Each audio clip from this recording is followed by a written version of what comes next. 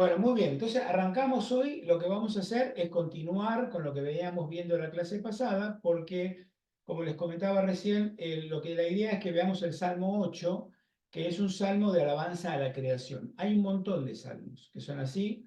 En realidad hay algunos como este que se dedica todo el salmo a que sea una alabanza a la creación. Hay otros que tienen pedacitos, o sea, un pedazo del salmo es un párrafo del salmista diciéndole a Dios, un poco el mensaje es, gracias Señor por esta creación tan hermosa, tan poderosa, tan increíble, tan grande, y gracias por crearnos a nosotros también, ¿no? Porque ese es un poco el ánimo del salmista, es un ánimo de agradecimiento, por eso es una alabanza, ¿no? Es una alabanza a Dios como diciéndole gracias por la creación, pero también en el plan de esa creación, ¿dónde nos pusiste a nosotros el ser humano, ¿no? ¿En qué lugar lo pusiste?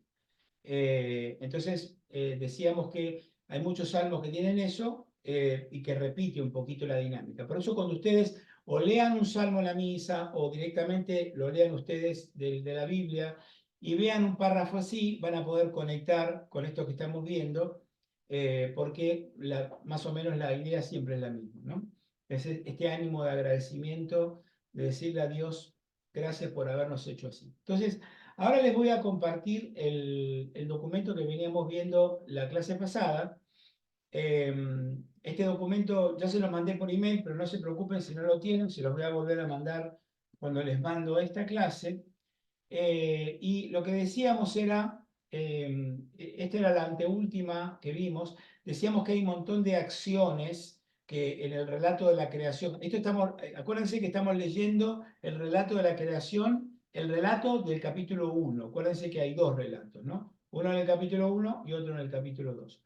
Este es el del 1. Entonces, porque todo lo que vamos a ver en el Salmo 8 y en otros salmos está fundado en el relato de creación del capítulo 1 del Génesis. Bueno, entonces decíamos que hay varios verbos que decíamos que se repiten una y otra vez, el verbo decir, crear, ver y bendecir, ¿no? Decíamos que en este caso, este es el día quinto, y dice, y creó Dios los grandes monstruos marinos que bullen en las aguas, bla, bla, bla, y vio que estaba bien y los bendijo, ¿no? Y fíjense cuál es la bendición. Sed fecundos y multiplicaos. ¿Se acuerdan a quién le dice eso después? Sed fecundos y multiplicaos. Adán y Eva, ¿no? Entonces, fíjense lo que es la bendición de Dios. Y esto lo vamos a conectar, disculpen que traigo cosas así que parecen no relacionadas, pero ya van a entender. Esto es un poco ¿se acuerdan lo que le pasa a Elizabeth, la esposa de Zacarías, que cuando no puede quedar embarazada? Y lo que le pasa a Sara un poco también, ¿no? A Sara, a la esposa de Abraham, que no podían quedar embarazadas. Y la mujer se consideraba como una especie de maldición de Dios que la mujer no pudiera quedar embarazada.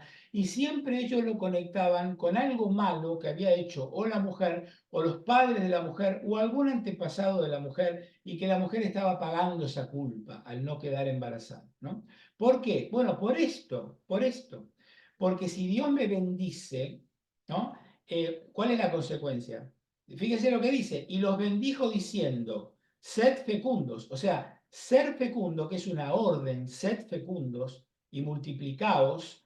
Por eso hoy en día los judíos muy religiosos, esos judíos que ustedes ven por la calle que van con un sombrero negro y con unos rulitos por acá al costado de la cabeza, bueno, muchos de esos judíos, que son muchos de un movimiento que se llama Chabad Lubavitch, pero bueno, no importa, esos judíos tienen todos los hijos que Dios le manda, no aceptan ningún método de anticoncepción, ninguno, ninguno, ni siquiera los que acepta la iglesia, que son los del periodo fértil de la mujer, o sea, de evitar tener relaciones durante el periodo fértil. Ellos no aceptan eso. ¿Por qué? Por esto, justamente por esto. Obviamente no por este párrafo, sino por el que le dice a Adán y Eva, pero es lo mismo.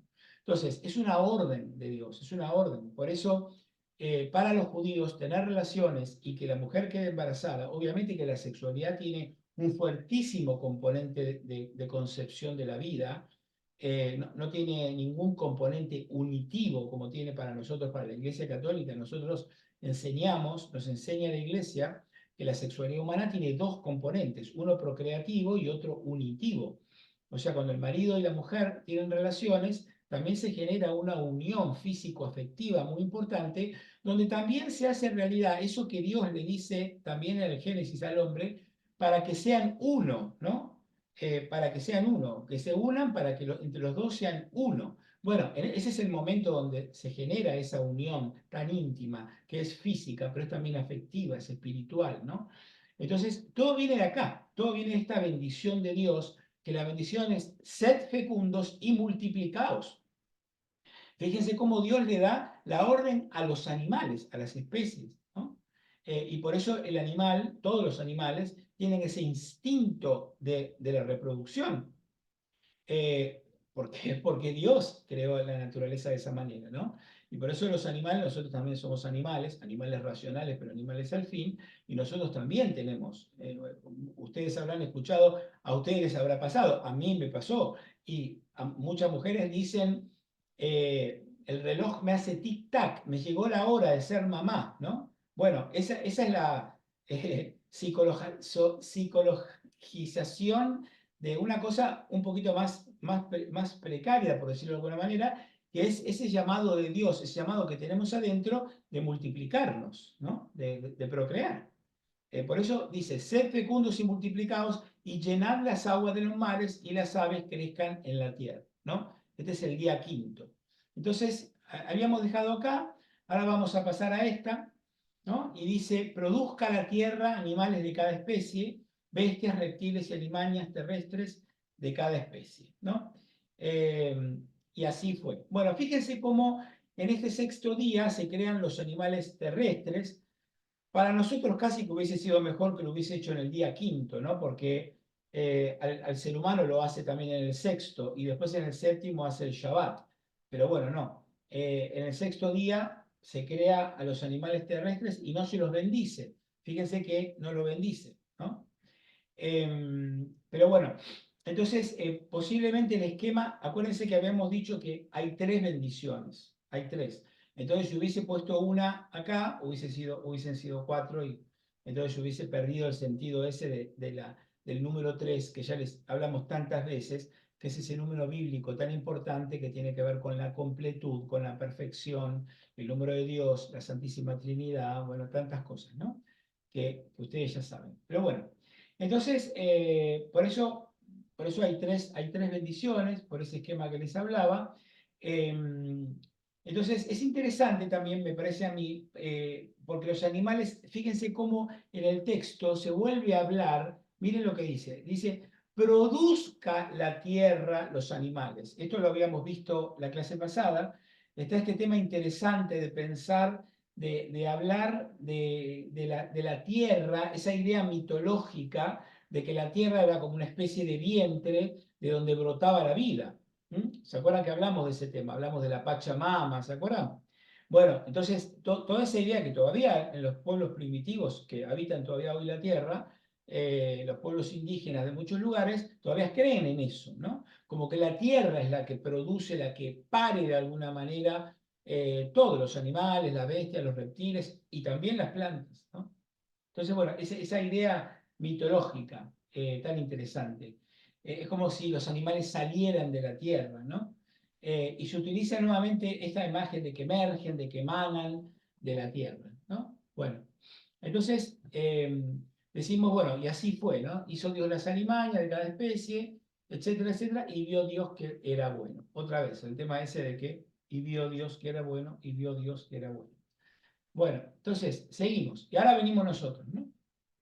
Entonces, hagamos al ser humano. Fíjense que ahora, esto lo vamos a conectar con lo que vamos a leer en el Salmo, en muchos salmos, en el 8 y muchos otros, ¿no?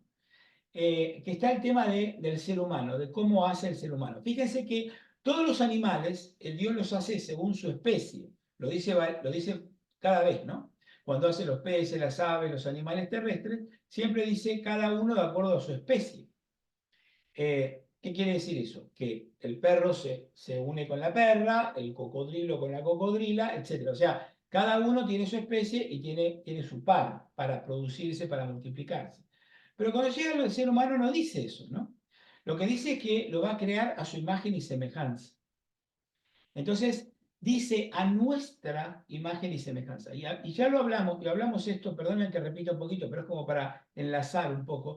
Habíamos hablado de ese nuestra imagen, porque para los judíos Dios no es ni uno ni muchos. Dios no lo puedo restringir, no puedo restringir la idea de Dios, por eso ellos no escriben la palabra Dios. En español, cuando tienen que poner Dios, ponen D, espacio, OS.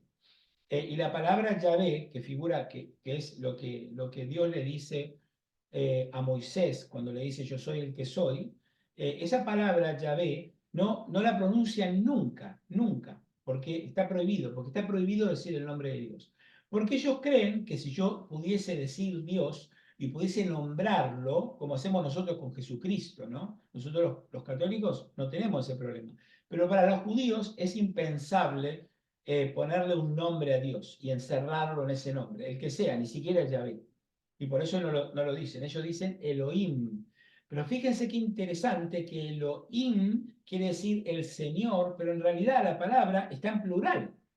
Y viene a cuento de esto, de nuestra imagen y semejanza.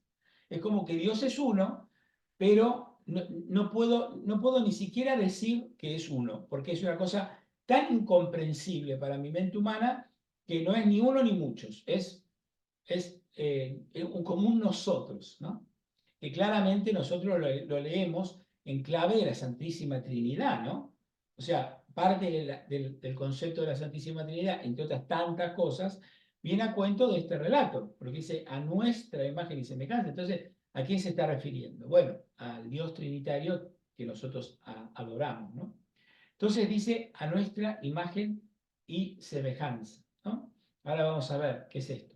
Y después le dice, para que manden, usa la palabra mandar. Ahora vamos a hablar de esa palabrita, es una palabrita hebrea un poquito complicada que quiere decir muchas cosas, para que manden en los peces del mar, en las aves de los cielos, en las bestias y en todas las sierpes que serpean por la tierra. Bueno, entonces, fíjense, primero el ser humano, que decíamos que se utiliza ese tema de la imagen y semejanza, ¿no?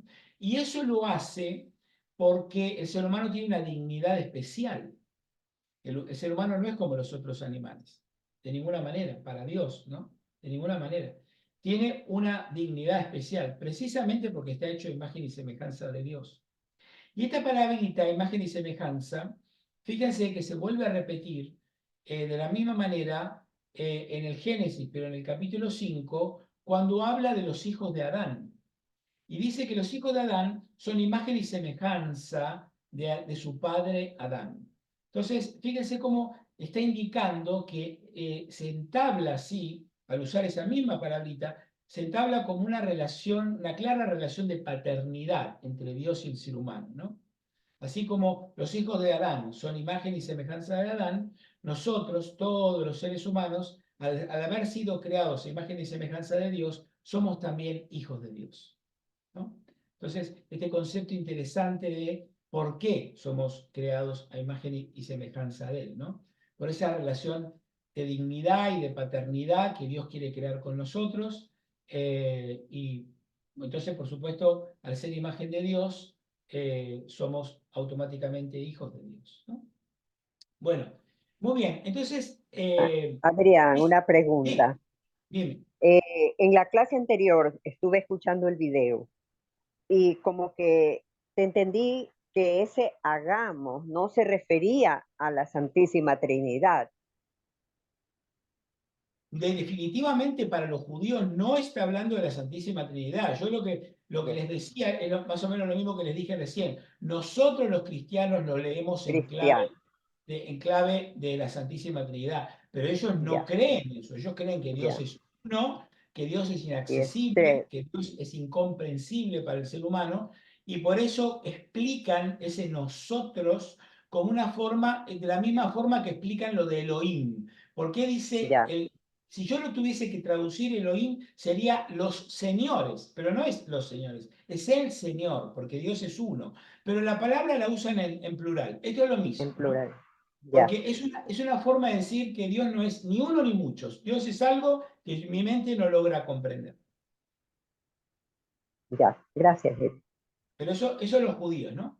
Bueno, entonces decíamos que hay también una cuestión importante y diferente que aparece, que se repite, fíjense, dice, creó pues Dios al ser humano a imagen suya, a imagen de Dios lo creó, macho y hembra lo creó. 3 veces la palabra crear. Yo les dije muchas veces que cuando algo se repite en la Biblia, en cualquier texto, en cualquiera, cuando alguien en un texto tan corto se repite una y otra vez, es porque el que lo escribió quiere que yo preste atención a lo que me está diciendo, ¿no? Porque acuérdense que en esa época no había ni forma de subrayar, ni forma de ponerlo en otro color, nada. Era con el mismo lenguaje que se hacía todo eso, ¿no? Entonces yo digo, creó pues Dios al ser humano, a imagen de Dios lo creó, macho y hembra lo creó, otra vez. Como una cosa que hasta sintácticamente queda un poco repetitiva, un poco como mal, diría de alguna manera, ¿no? Pero obviamente que no tiene, no ese es el motivo. El motivo es que quieras enfatizar en esa palabrita crear, que es la palabrita hebrea bará, que es una palabra muy importante en el Antiguo Testamento. Pero bueno, entonces, fíjense que antes no prestamos mucha atención a estos verbos, pero lo que vimos que algunas cosas se separan, otras cosas nacen porque se nombran, otras emergen, como veíamos que a veces emergen los animales de la tierra, pero para el ser humano, únicamente para el ser humano, Dios usa esta palabra vará, que es un término que, fíjense que, ¿quién es el único capaz de crear? Dios es el único capaz de crear, porque crear significa hacer de la nada, que venga a la existencia algo de la nada. Y el único que puede hacer eso es Dios, ¿no? Entonces, y aparte, como decíamos antes, lo usa 3 veces, ¿no? Entonces, es la primera forma de hacer explícito de que lo que es creado es a imagen y semejanza de Dios, es macho y hembra, o sea, la sexualidad. O sea, habla por primera vez de la sexualidad y se confiere tanto a uno como el otro la misma dignidad, la misma. ¿eh? Acuérdense que en Génesis 2, que es otro relato que tiene otra naturaleza, se habla de la diferenciación sexual, viene a través de todo el tema de la costilla, ¿se acuerdan? Que Dios lo duerme a Adán, le saca una costilla, de la costilla la hace a Eva y todo ese tema, ¿no? Pero que cuántas mitologías hubo atrás de esa idea. Pero en este relato no es así. Lo que lo hace muy interesante, porque la primera explicación de lo que es ser a imagen y semejanza de Dios es ser hombre y mujer, porque lo dice acá, lo dice acá. Entonces, me parece que ya nacemos, fíjense, que nacemos como una comunidad y como comunión, ¿no? Como comunión con Él, ¿no? Entonces, bueno, esa cosa interesante de que los hace a los dos, macho y hembra, sin ningún distingo. En el otro hace primero al hombre y después a la mujer. En cambio, acá hay una paridad absoluta a nivel dignidad entre el hombre y la mujer, ¿no? Bueno. Entonces, seguimos y lo bendijo. Ahí viene la bendición nuestra, ¿no? Entonces, bueno, acá donde se nota el trato especial que tiene el hombre con Dios, ¿no? Porque en definitiva el hombre es el ser humano es como la culmen de la creación, ¿no? El culmen de la creación. Entonces, además de los verbos, del verbo bará que les dije antes, está el tema de esta bendición ampliada que le hace al ser humano. La bendición es la misma, se le bendice de una forma parecida que a los animales, que a los peces, el tema de ser fecundo, de multiplicar, de llenar la tierra, pero se le da 2 mandatos. Se le da el mandato de someterla y de mandar sobre los animales y todo lo que serpea sobre la tierra, ¿no? Por eso de vuelta, y los bendijo y les dijo, sed fecundos, multiplicados y llenad la tierra y sometedla. Acá está la diferencia. Por eso el hombre es el rey de la creación. Dios pone todas las cosas al servicio del hombre, pero no para que el hombre las abuse. Por eso cuando el Papa Francisco, habla en una encíclica que se pone a hablar del tema de la tierra, de nuestra casa común, de la tierra, y habla de la importancia de respetar la creación, bueno, viene a cuento de esto, ¿no? de que someterla no viene a cuento de explotarla indiscriminadamente. Todo lo contrario, se trata de someterla en el sentido de que el hombre la trabaje y saque el fruto de la tierra y use eso para comer y para que todos los hermanos coman, pero someterla en el sentido positivo de la palabra, ¿no? De poder explotarla para nuestro bien, pero no con el ansia de hacer dinero y de esa forma, ¿no? Que a veces uno ve lo que pasa con los bosques, que al hombre no le importa nada, que van y arrasan con los bosques, agarran la madera y esa madera la venden, hacen papel y que si yo no le importa nada, lo único que le importa es el dinero. Bueno, no es esto que está diciendo Dios, ¿no? De ninguna manera. Cuando hacemos eso, estamos abusando la tierra, no sometiéndola. Entonces, como la tierra es nuestra casa común, nosotros tenemos que ser responsabilidad. Y creo que la tenemos en forma individual, ¿no? Pero bueno, entonces, o sea, para mí, a mi juicio, en este texto hay algo que va a mantener tanto en Génesis 1 como en 2, que el ser humano es un ser especial dentro de la creación. El ser humano no es otro animal más y esto va a ser un problema para el ser humano. Porque fíjense que de esta manera el ser humano tiene como una especie de doble naturaleza, ¿no? Porque por un lado viene de la tierra y por el otro lado tiene algo de Dios. Eso se ve clarito en el relato, en el segundo relato, porque Dios lo hace el muñeco directamente de la tierra, ¿no? Pero por el otro lado le insufla su aliento, el aliento de Dios. Por lo cual, fíjense cómo el hombre tiene esos dos componentes, ¿no? De ahí viene la enseñanza de que, conjuntamente con el hecho de que el cuerpo es el receptáculo, por decirlo de alguna manera, donde habita el Espíritu Santo, y ahí vienen todas las enseñanzas de la iglesia respecto al cuerpo, de cómo tenemos que cuidar el cuerpo, y que si yo no cuido mi cuerpo, es un pecado, y un pecado serio. ¿Por qué? Bueno, por este tema, ¿no? Justamente, porque nosotros somos una conjunción de tierra y divinidad. Eso es. Entonces, como decía un famoso teólogo, nosotros somos barro, pero barro insuflado. No somos cualquier barro. ¿Eh? A mí me causaba gracia cuando Carl Sagan decía, somos polvo de estrellas. Yo decía, no sé si somos polvo de estrellas, pero si somos polvo de estrellas, somos polvo de estrellas insuflados, ¿no? Insuflados con el hálito de Dios, porque eso es lo que es el ser humano. Entonces, bueno, eso con ningún otro animal, ni ninguna planta, ni ninguna otra parte de la creación, Dios hace lo mismo. Entonces, del reconocimiento del hombre de esta realidad es que viene la alabanza.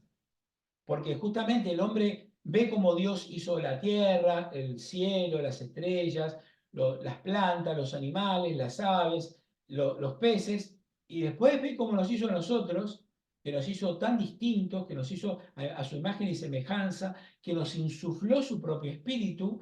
Entonces, del reconocimiento de haber hecho eso, es que viene todo el tema de la alabanza a la creación, ¿no? Es muy lindo, muy, muy lindo. Entonces, bueno, por eso les decía, todos los hombres, todos los seres humanos tenemos algo de tierra y algo de Dios, ¿no? Pero bueno, como estamos en el relato de Génesis 1, vamos a ver cómo maneja este tema Génesis 1, ¿no? Bueno, lo maneja precisamente con lo de los animales. El ser humano es creado el mismo día que los animales terrestres. Entonces, es una forma de decir, tiene algo de animal. Hay algo en su naturaleza que nos hace vivir desde esa horizontalidad, ¿no? Pero también tiene algo de Dios porque es imagen y semejanza. ¿Se entiende eso? O sea, y eso es lo que le va a producir tensión al ser humano, porque tiene dos opciones, o olvidarse de Dios y vivir solo desde el plano horizontal como un animal, que lo único que tenemos que hacer es leer los diarios todos los días y ver cómo el ser humano sigue haciendo eso, ¿no? Sigue haciendo eso. Entonces, o se olvida de Dios y vive como un animal, o quiere ser como Dios y se olvida que es de la tierra. Entonces, bueno, esa naturaleza es la misma naturaleza que lo baja al suelo, al hombre, que le hace que el hombre apoye los dos pies sobre la tierra, ¿no? Es un ser especial, de ninguno de los otros animales se dice eso, pero al mismo tiempo, eso que lo hace diferente, a su vez, es gracias a que es diferente, tiene ese mandato que Dios le da, ¿no? Que el hombre tiene que someter y al mismo tiempo cuidar la naturaleza y la tierra, ¿no? Entonces, por eso vivirnos en nuestra condición de hijos de Dios no significa vivir como animales y vivir como aplicando la ley del más fuerte, que es lo que hacen los animales, ¿no? Porque los animales en definitiva viven así, la ley de la selva. Entonces, nosotros podemos vivir así. Entonces, olvidarnos de que también tenemos esa naturaleza divina que nos obligaría. Entonces, está ese equilibrio, ¿no? Entonces, es interesante también los mandatos que se nos da. Estos verbos, como les decía, de someter y dominar, en realidad no están exactamente así. Acá les puse una, una diapositiva, perdónenme, acá.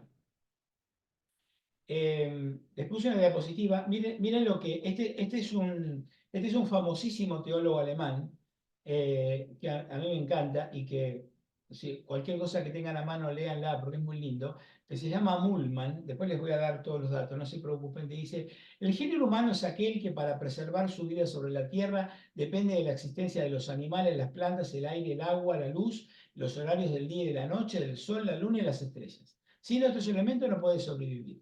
Todos ellos pueden existir sin el ser humano, porque es así, ¿no? Pero este no puede existir sin ellos. Precisamente por eso no es correcto interpretar al ser humano como si fuera el dominador divino o el jardinero solitario de la naturaleza. A pesar de su posición especial y de su vocación peculiar, el ser humano es también una criatura más dentro de la gran comunión de los seres creados. Un poco lo que les decía antes, ¿no? Acá Mullmann lo resume de forma preciosa. O sea, nosotros somos diferentes, pero eso nos da una responsabilidad de portarnos bien y de hacer las cosas bien, ¿no? No solo con la naturaleza, sino entre nosotros, ¿no? Para no caer en la tentación esa horrible de tratarnos como animales y relacionarnos con la ley de la selva, ¿no? Yo podría decir el que tiene más fuerza, pero también es el que tiene más dinero, ¿no? En el mundo actual, la ley de la selva no corre tanto por la fuerza física, sino por quien tiene más dinero, ¿no? Que es el que se siente apoderado para someter a los demás, ¿no? De ahí viene todo lo que tiene que ver con la responsabilidad social de tener dinero, ¿no? De que nos enseña la Iglesia en la doctrina social de la Iglesia, que tener dinero no tiene nada de malo. El problema es qué hago yo con él. Entonces, una de las preguntas que podríamos estar perfectamente conectadas con esto sería: ¿yo uso el dinero para someter a mis hermanos y para ser yo el león de la selva? Entonces, ahora yo soy el león porque soy el que tengo más dinero.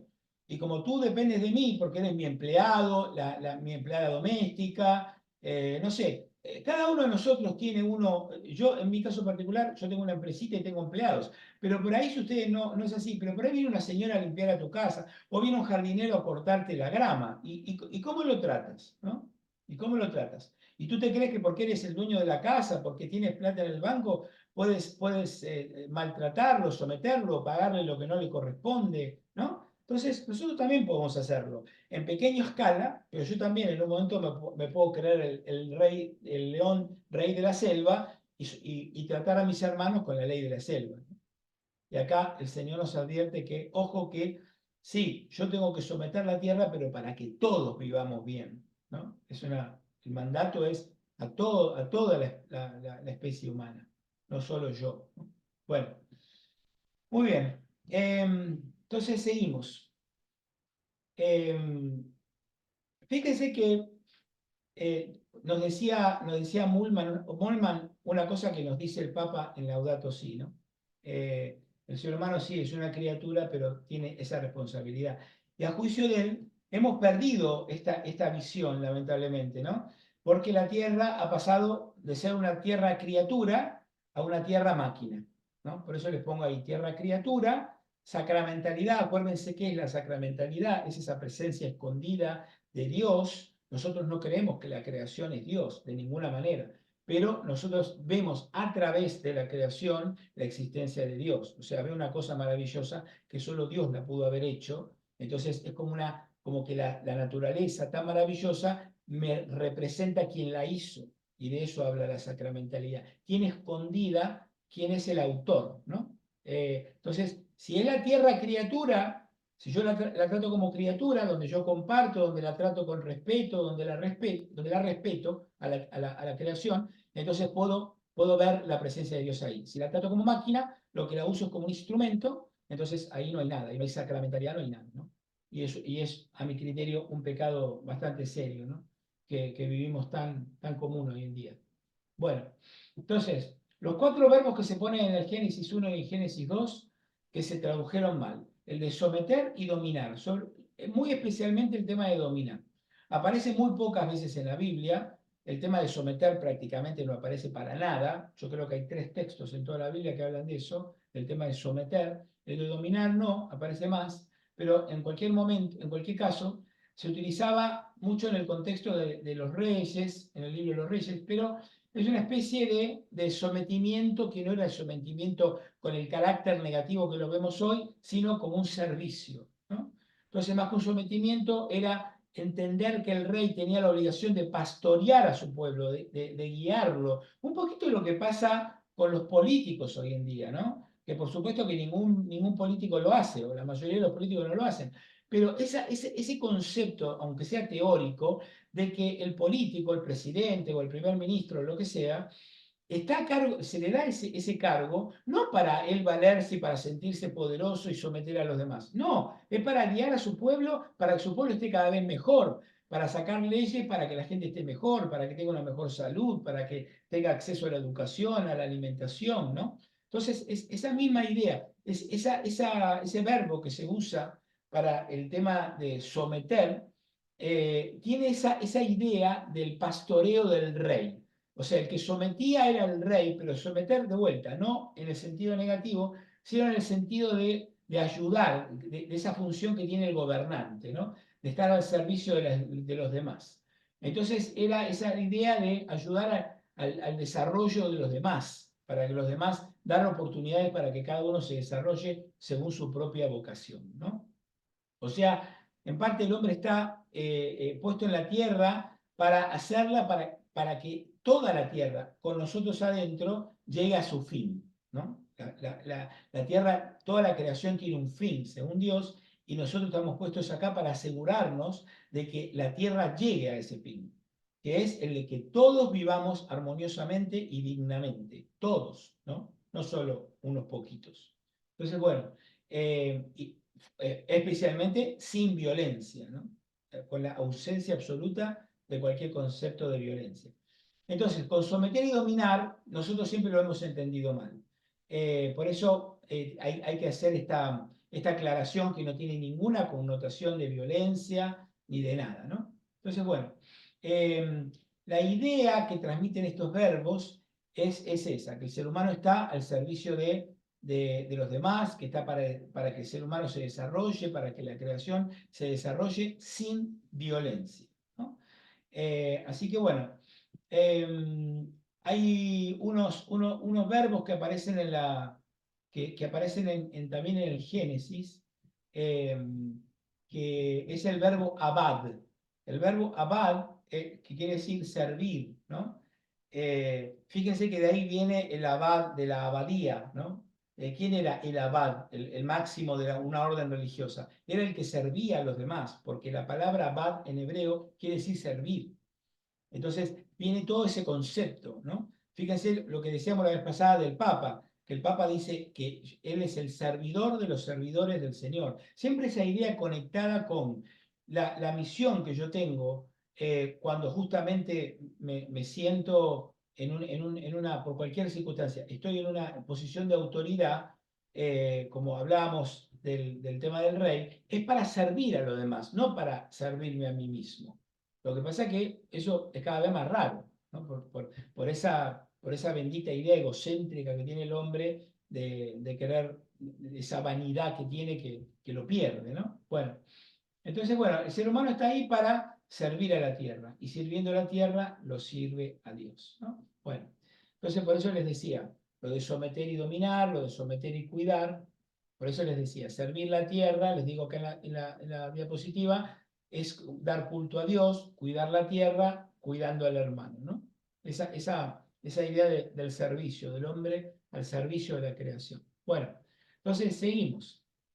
Entonces, dijo Dios, ved que os he dado toda hierba de semilla que existe sobre la tierra, de toda la tierra, así como todo árbol que lleva fruto de semilla para vosotros será de alimento. Y todo animal terrestre y toda ave que los cielos y toda la sierpe de sobre la tierra, toda hierba verde les doy de alimento, ¿no? Fíjense que todo lo que el Señor nos da es un regalo. Todo es un regalo, todo, absolutamente todo.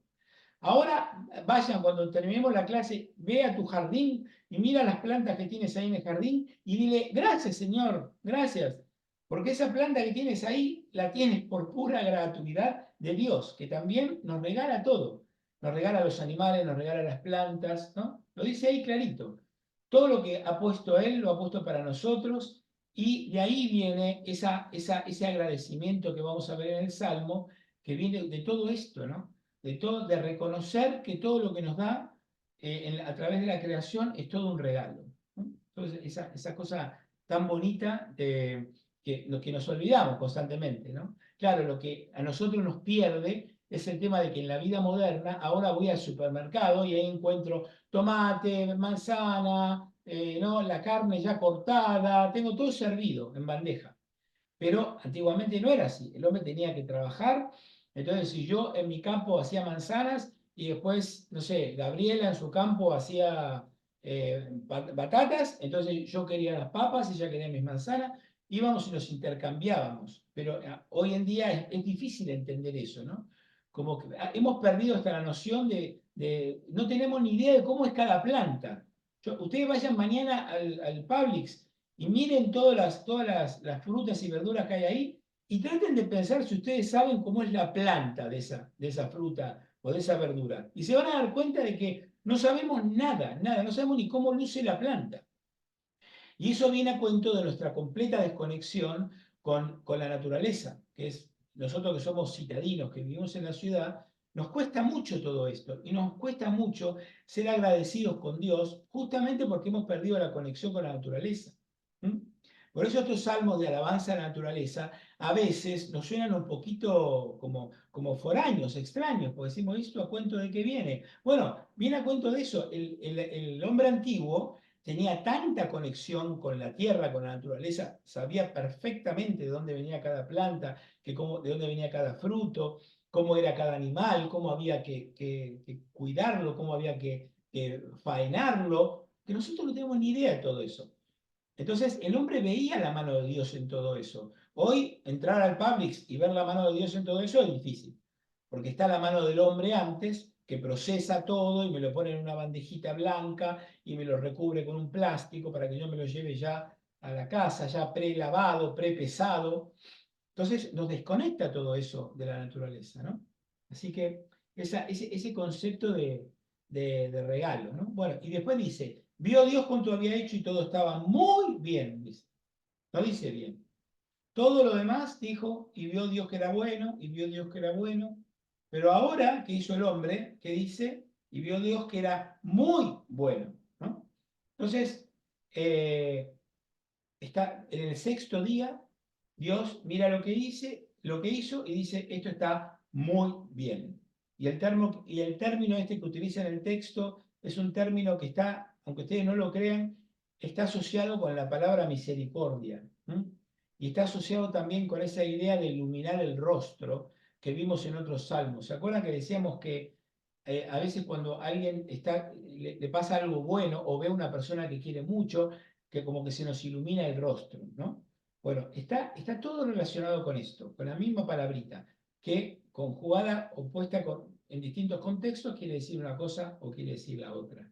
Entonces, fíjense qué bonito, ¿no? Porque fíjense que está conectado con todas cosas hermosas. Por un lado, la de este contexto, pero también con el tema de la misericordia, ¿no? Que es un concepto precioso. Entonces, y también con el tema ese que les decía de iluminar el rostro. Todas cosas buenas, todas cosas buenas. Entonces, este término se utilizaba también para los nacimientos y es la cara que se le ponía al padre cuando la madre, cuando veía por primera vez el hijo. acuérdense que los partos eran cosas de mujeres antiguamente, ¿no? Los hombres no teníamos acceso a eso. Pero una vez que la madre paría a la criatura, se lo llevaban al padre y el padre lo veía por primera vez. Bueno, para la expresión esa también es esta misma palabra, ¿no? Entonces, fíjense como que Dios nos hizo a nosotros y nos mira con esa cara como cuando nosotros vimos nuestro hijo por primera vez. Qué hermoso eso, ¿no? Porque uno, ¿cómo lo mira al hijo? Con una mezcla de amor, de sorpresa, de alegría, ¿no? De que a uno como que le explota el corazón. Bueno, así nos vio Dios.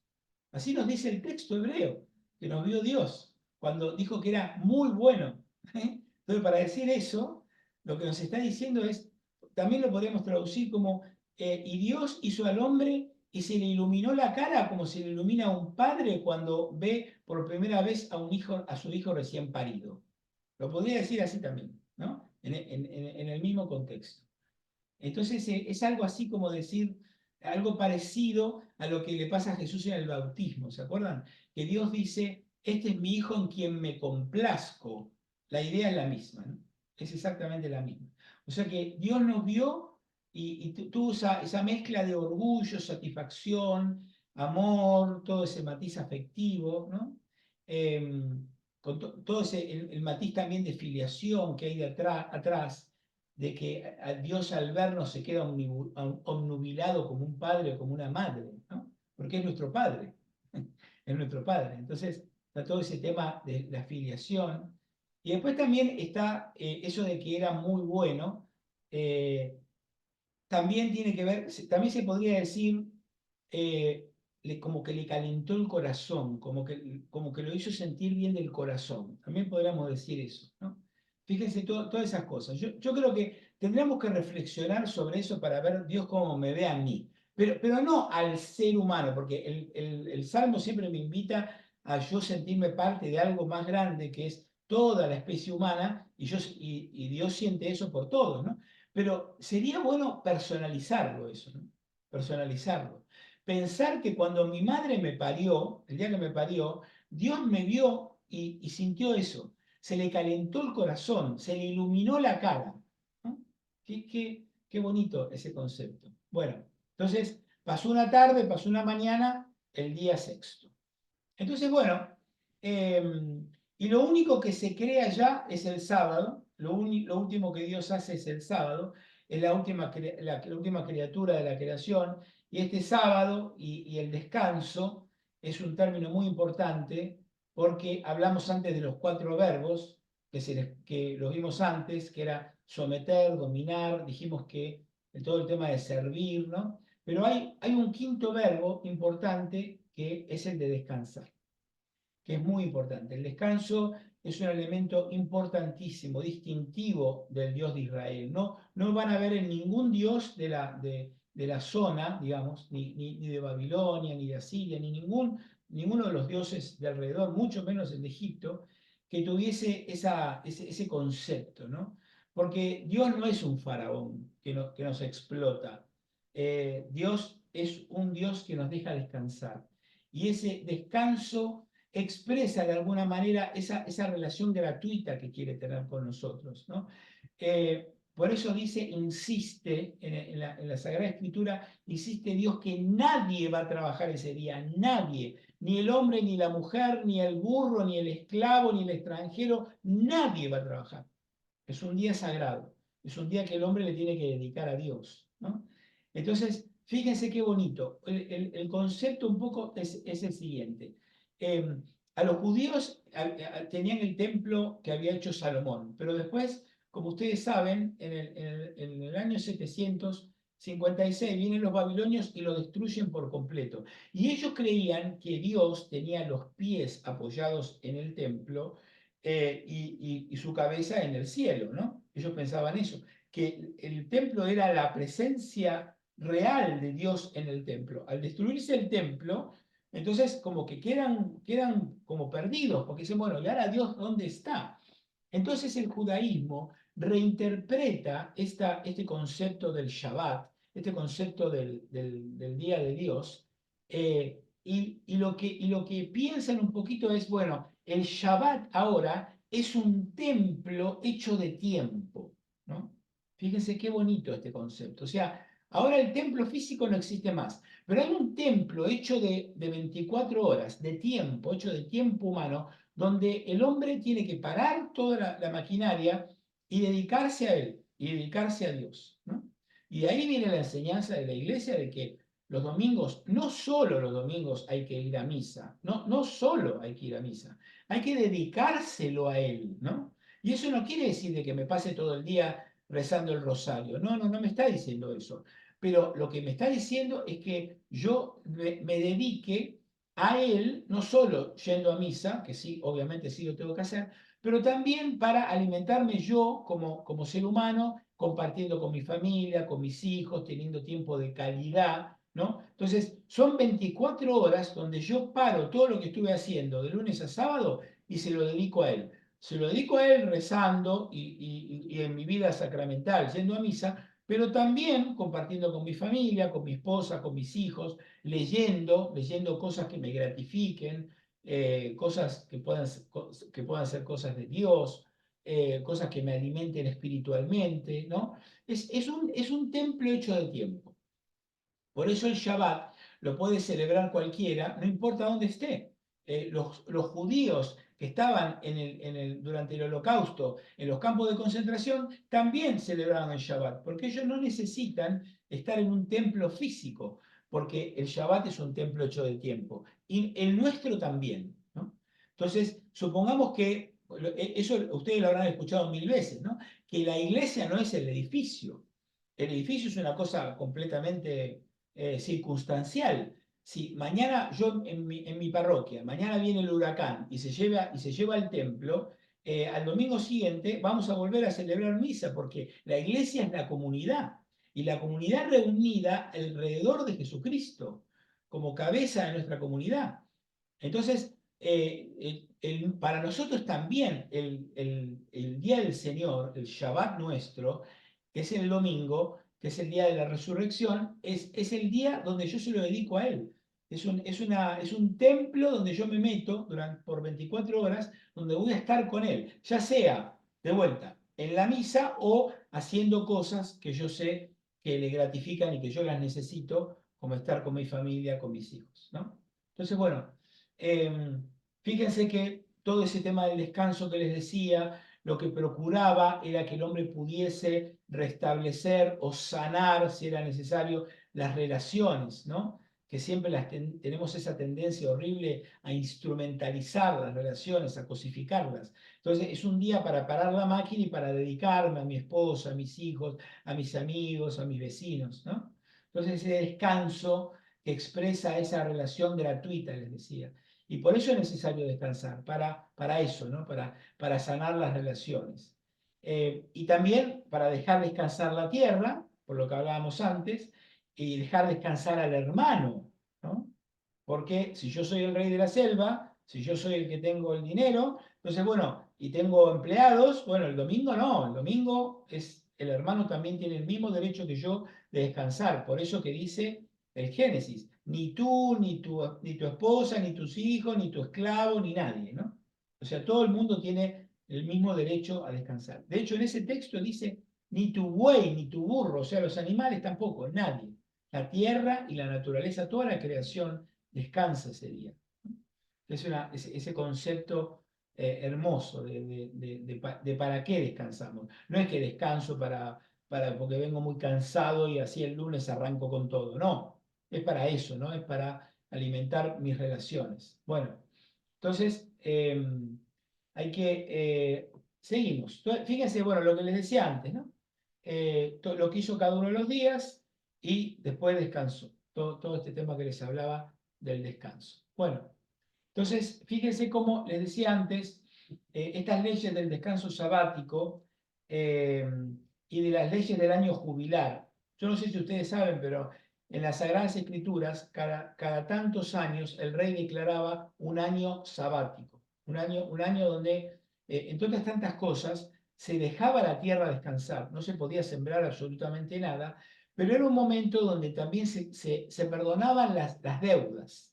¿no? Entonces, durante esos años sabáticos, nadie trabajaba en la tierra, ni los animales, ni nada, y se perdonaban las deudas.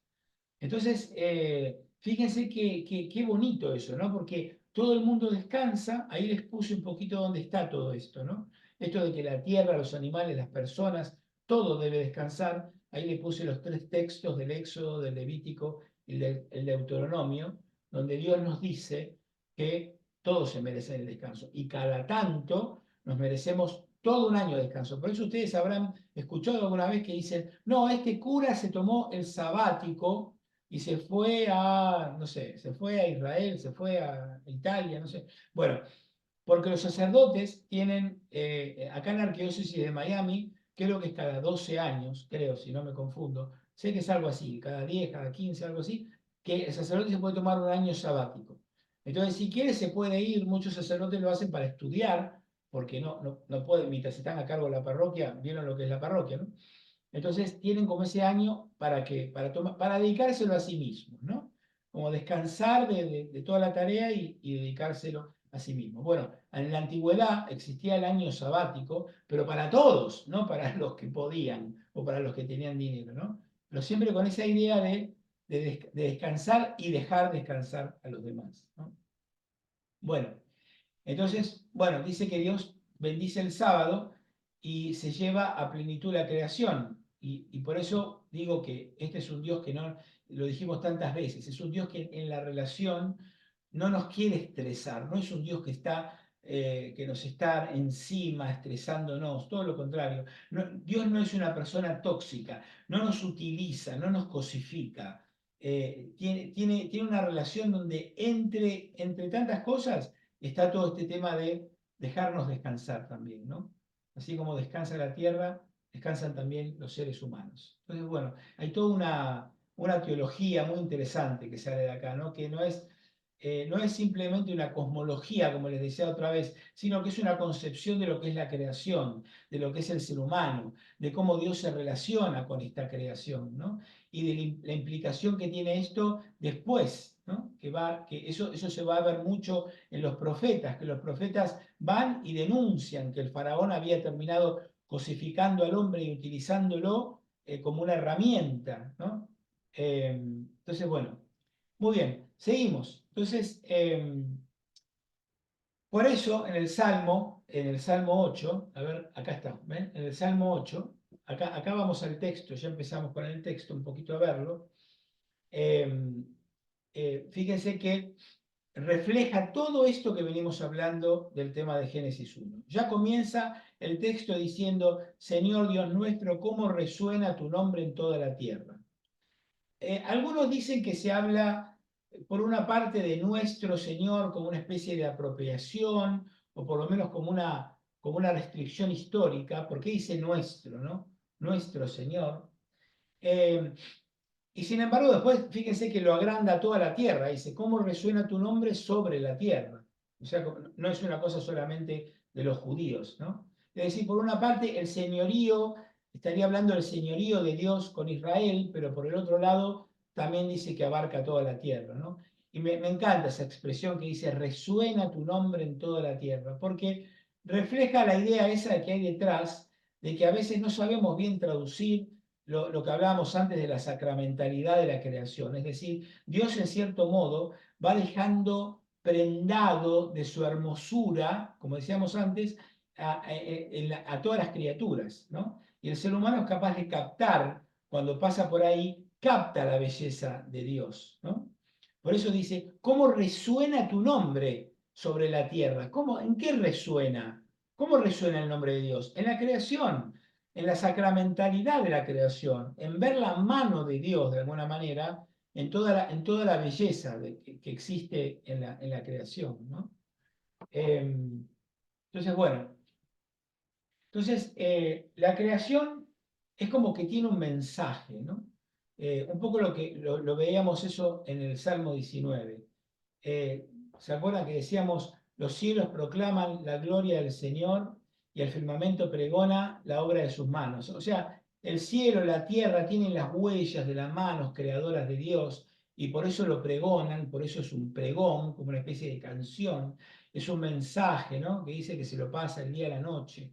Pues bueno, está ese mensaje que va pasando en la creación, donde Dios va hablando a través de la creación. Y lo que pasa es que nosotros tenemos que estar atentos a leerlo, eso, ¿no? Entonces hay como una lectura religiosa y en el fondo es descubrir todo eso, lo que es el camino, el camino que hace el sol, por decirlo de alguna manera, es el camino que vamos a hacer todos nosotros, que nace y muere, ¿no? Que nace, llega a la cúspide y después muere.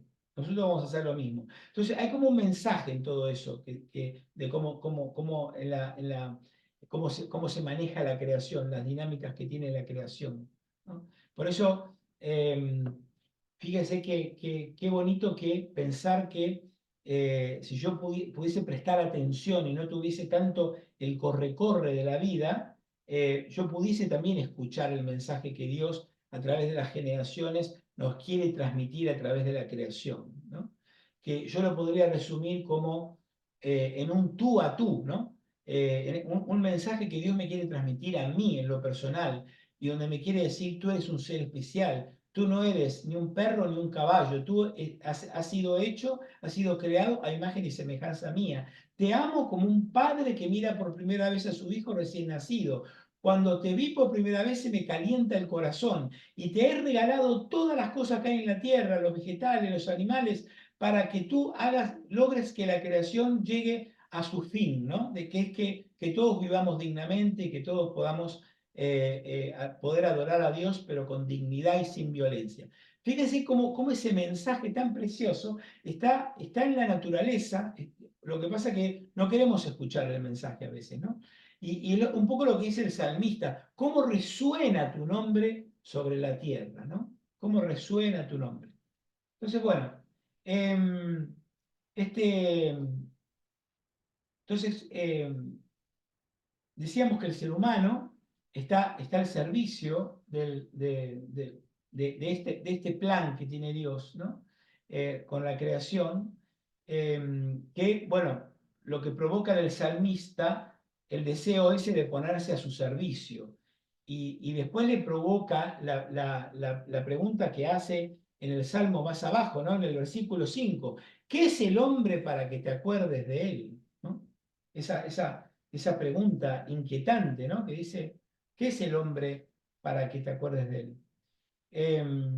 Como dando a entender que después de toda esa maravilla de lo que acabamos de ver, como darle gracias al Señor por haber hecho eso, ¿no? Por habernos hecho nosotros el destinatario de ese mensaje que les decía antes, ¿no? Bueno, entonces, un poco la imagen sería que el hombre lo que contesta, lo que quiere, fíjense cómo dice, ¿no? Quiero servir a tu majestad celeste con la boca de los niños y de los lactantes. Ahora vamos a ver eso, ¿no? Entonces, quiero servir. Lo primero que le sale al salmista es, quiero servirte como los niños, ¿no? Como los niños, sorprendiéndome, como los niños que se sorprenden por todo, ¿no? Entonces, qué bonito esa imagen de querer servirlo al Señor con la boca de los niños y de los lactantes. Esperen que yo les había puesto acá. Acá está. Sí, acá está. Bueno, entonces dice, quiero servir a tu majestad celeste con la boca de los niños y de los lactantes. Entonces, la idea central es que, ¿qué hace un niño? Lo primero que hace es que no tiene una capacidad de asombro que justamente como dice Jesús, ¿no? Que tenemos que ser como niños para entrar al reino de los cielos. Justamente está relacionado con eso, porque los niños son así. No solo tienen mucha más facilidad para creer, sino para sorprenderse de las cosas. Entonces uno le muestra algo que él no conocía y se le llena los ojos de asombro, ¿no? Y habla de los niños y de los lactantes, porque es una cosa que ya viene con el hombre. Y después dice, has cimentado un baluarte frente a tus adversarios para reprimir al enemigo vengativo. Fíjense cómo hace ruido este párrafo, ¿no? Fíjense cómo parecen dos cosas que estuviesen como desconectadas, ¿no? Como si yo, como dijera, bueno, ¿y esto a cuento de qué viene? ¿No? Entonces, muchas personas piensan de que esto fue un agregado posterior, pero en realidad tiene bastante conexión con lo que venimos diciendo, porque dice, has cimentado un baluarte frente a tus adversarios. O sea, es como que le dice, el salmista le dice al hombre, hiciste todo esto maravilloso, y además hay un baluarte frente a las personas que quieren hacer daño, para reprimir al enemigo vengativo, ¿no? Es como decir, bueno, entre las cosas que has hecho, entre las cosas que vienen con la creación, también viene la capacidad de poner un baluarte frente a los adversarios, y la capacidad de reprimir al enemigo vengativo, ¿no?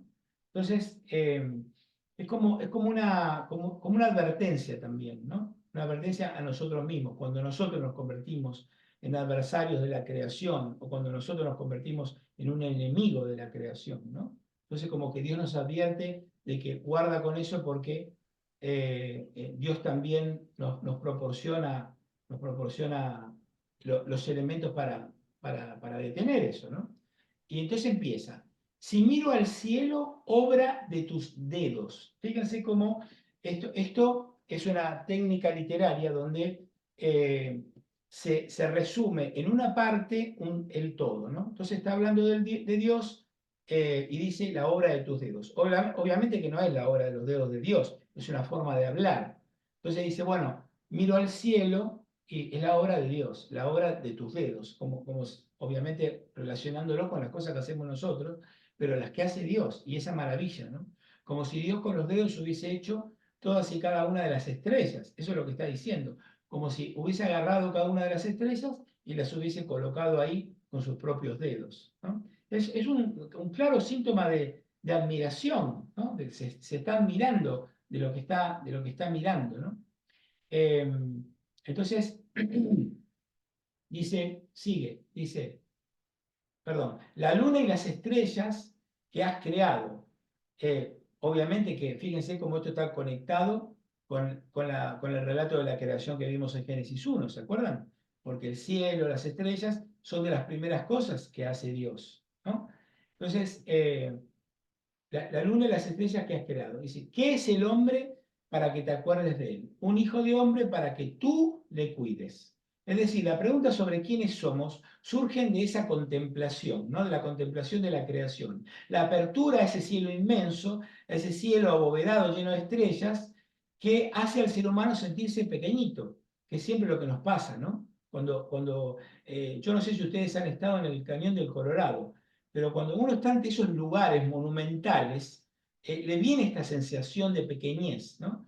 O a veces nos pasa cuando estamos ante un cielo nocturno muy estrellado, nos pasa lo mismo, ¿no? Entonces uno se pregunta esto, ¿no? ¿Qué es el hombre para que te acuerdes de él? Un hijo de hombre para que le cuides, ¿no? Ese concepto paterno de Dios Padre que nos cuida, ¿no? Entonces, eh, entonces fíjense de vuelta, ¿no? La pregunta viene de la contemplación, es una respuesta a la contemplación, a sentirme pequeño. Entonces, sigue trabajando en esa humildad frente al cosmos que tiene el hombre, en ese sorprenderse como un niño, que el mundo es como un constante descubrimiento, ¿no? No a lo que ya como nos pasa a muchos de nosotros, que ya nos creemos que lo sabemos todo y ya nada nos sorprende.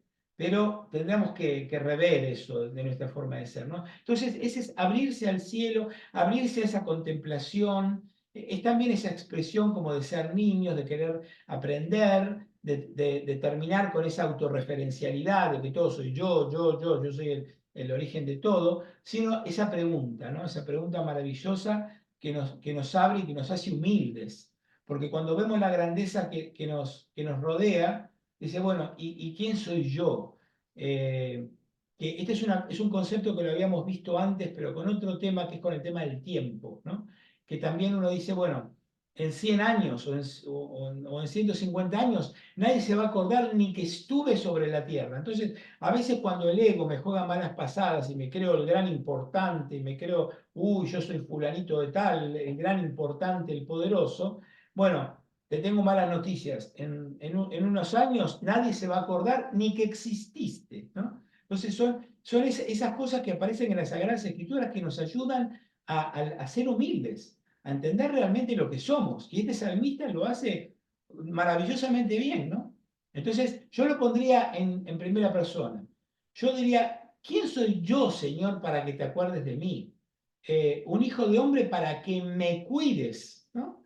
Para entender que el Señor me cuida. ¿Y yo qué hice para que Él haga eso?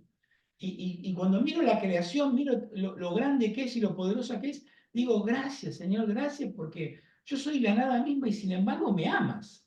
No solo me cuidas, ese cuidado tiene que ver con un amor profundo que me tiene, ¿no? Entonces, qué maravilloso ponernos nosotros en la perspectiva correcta. Por eso, yo creo que como el salmista, cada tanto tendríamos que salir afuera de noche cuando tenemos un cielo muy estrellado, salir de noche y ver bien las estrellas y entender cuán lejos están y cuán maravillosas y poderosas son, y que Dios hizo todo eso y me hizo a mí, ¿no?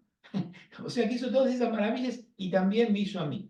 Y entender que yo soy una hormiguita frente a todo eso, pero no importa, porque el Señor me ama, ¿no? O sea, no lo hago para sentirme poco, al revés, para yo sentirme poco frente a Dios, que el grande es Él, no yo, ¿no? Y eso puede ser una medicina para nuestro ego, que siempre está tratando de subirse al caballo, ¿no? Bueno, entonces seguimos. Y dice, eh, es como uno se siente sobrecogido a veces sobre la creación, ¿no? Por eso dice la obra de tus dedos, que Dios hace el cielo, que Dios ha formado algo inmenso, y que evoca, todas esas estrellas que el Señor hizo, esa inmensidad, esa apertura a la trascendencia, que de repente la mirada hacia uno y uno se pregunta ante tremenda inmensidad, ¿yo quién soy? ¿No? Ese ejercicio que vendría bien un poco, ¿no? De bajarnos del caballo. Bueno, entonces sigue. Lo has hecho un poco más pequeño que un dios, de gloria y esplendor lo has coronado, le has puesto a gobernar la obra de tus manos, todo lo has puesto bajo sus pies. Bueno, entonces va a tener algo de la tierra, dijimos, porque la misión va a ser que va a estar en la tierra, por eso el hombre tiene algo de la tierra, pero al mismo tiempo dijimos tiene algo de Dios, porque Dios va a delegar en el hombre el cuidado de la tierra. Entonces necesita el hombre del Espíritu de Dios para saber cómo gestionar todo eso, ¿no? Porque es una gestión delegada, que Dios nos delega. Entonces esa apertura a Dios, esa capacidad de captar su voluntad, la misión del ser humano en esa misión divina que se nos dio, ¿no? Por eso dice, lo has hecho un poco más pequeño que un Dios. A veces dicen, en otras traducciones lo van a ver como un poco más pequeño que los ángeles, dicen, ¿no? Pero no, el texto dice Elohim, entonces está clarito, ¿no? Es un poco más pequeño que un Dios, pero un Dios obviamente con D minúscula. Entonces, claro, está hablando de un Dios menor, de un Dios que ha hecho al ser humano a su imagen y semejanza, un Dios que ha hecho a su Hijo, entonces es poco menos que un Dios, pero tiene algo de Dios, está evocando esa cuestión, ¿no? De lo que hablamos en el relato de la creación. O sea, no es Dios, pero lo has hecho casi más pequeño que un Dios. Porque, como decíamos antes, perdón, me pasé la diapositiva, como decíamos antes, Dios tiene ese componente de tierra y de divinidad, ¿no? Entonces, que vimos en el Génesis 1. Entonces, claramente está haciendo alusión a eso. Entonces, es la forma que el texto subraya ese elemento con el verbo coronar. Dice, lo has coronado, lo has puesto a gobernar la obra de tus manos, ¿no? Fíjense eso tiene que ver con lo que les decía antes, esa misión, el tema del verbo ese que decíamos, de que es el rey que tiene la misión de cuidar a su pueblo y de cuidar a sus congéneres. Entonces fíjense como dice de coronar, que lo ha coronado, como si él fuese, como si el hombre fuese el rey de la creación. Pero de vuelta, no para someterla, sino con el mismo concepto de Génesis 1, de administrarla, ¿no? Bueno, es eso. Entonces, dotar al ser humano de algo que lo hace capaz de ser como una especie de rey donde él gobierna esta creación hecha por Dios, ¿no? Por eso dice, y le has puesto a gobernar la obra de tus manos, ¿no? Como un rey. Fíjense cómo esto está conectado con lo que decía antes, ¿no? Lo de la obra de tus dedos, decía la obra de tus manos, la obra de tus dedos, ¿no? Entonces, lo has puesto a gobernar la obra de tus manos. Es decir, al ser humano se le delega esa misión. Todos los seres humanos tenemos esa misión que se le da en Génesis 1 de crecer y multiplicaos, que es el fruto de la bendición, igual que a todos los animales, pero en este caso el ser humano es el rey, ¿no? El rey de esa creación, pero no es rey porque nosotros seamos importantes, sino porque Dios nos delegó esa misión, ¿no? Entonces, bueno, esa responsabilidad de la que habla el Papa Francisco en Laudato Si. Entonces dice, todas las ovejas y los bueyes, también las bestias salvajes, ¿no? Entonces, otra vez el tema de la creación, ¿no? Fíjense cómo vuelve a hablar otra vez de la creación. Y habla, primero empezó diciendo de la tierra, después los animales domésticos, las ovejas, los bueyes, las bestias salvajes. Entonces, gobernar el qué, todas las ovejas y los bueyes, eso es una especie de querer decir todos los animales domésticos y salvajes, ¿no? Eso es lo que quiere decir. Entonces, bueno, ¿pero para qué? O por qué, mejor dicho, ¿no? Porque, bueno, porque el hombre tiene esa misión delegada para el bien común, ¿no? Esa misión Dios se la da para que el hombre administre todo eso como un rey, pero para el bien común de toda la humanidad, no de algunos pocos, ¿no? Entonces después sigue, dice, las aves del cielo, ¿no? Fíjense cómo es el esquema parecido, ¿no? Decíamos que en el relato de la creación Dios habla de las aves del cielo, los peces, los animales de la tierra, y acá hace lo mismo. Habla de los animales del cielo, de los peces y los animales de la tierra, hace exactamente lo mismo. Entonces, estamos en el mismo esquema de Génesis 1. Lo que pasa es que es al revés, porque menciona las aves, los peces y después en Génesis lo hace al revés. Pero bueno, el concepto es el mismo, ¿no? Y a mí me parece una imagen muy linda, muy poética, porque fíjense que todos los animales los pone al mando de Dios, al mando del hombre, pero en un determinado orden, ¿no? En un determinado orden. Después, más adelante le va a decir, de tales y tales y tales animales no podés comer.